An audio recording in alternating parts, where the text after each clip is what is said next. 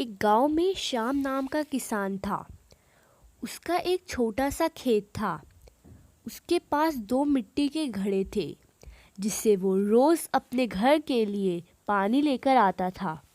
लेकिन उनमें से एक घड़ा फूट चुका था नदी से पानी लाने पर, जिसके वजह से एक घड़ा भरा रहता था और दूसरा आधा ही भरा रहता था। फूटा घड़ा बहुत शर्मिंदा होता था कि वो आधा पानी ही घर पहुंचा पाता है।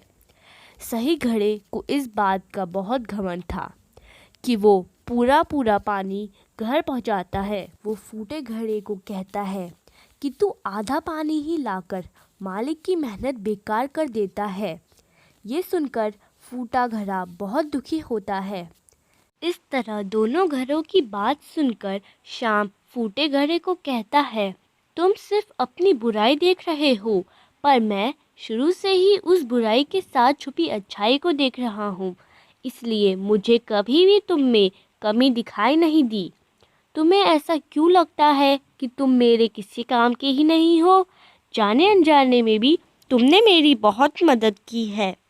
पर वो कैसे? जब हम नदी से घर वापस आते हैं तो तुम्हारा आधा पानी उस ज़मीन पर गिरता है जिससे वहाँ फूलों को उगने में मदद मिलती है। तो तुम कैसे कह सकते हो कि तुम मेरे किसी काम के ही नहीं हो? इन सब में आपकी क्या मदद हुई? वो ऐसा है कि अब मैं खेती के साथ साथ उन फूलों को भी बाज़ार में बेचने लगा हूँ, जिससे मेरे पास और अधिक धन आ जाता है। उन धन से मैं खेत के लिए ज़्यादा और अच्छे बीज खरीद लेता हूँ। ये सब तुम्हारी वजह से ही हुआ है, इसलिए तुम आज के बाद अपने आप को कभी कम मत समझना। सीख: हमें कभी भी किसी के हुनर का मजाक नहीं बनाना चाहिए, बल्कि उसकी अच्छाइयों को ढूंढकर उसे और निखारना चाहिए।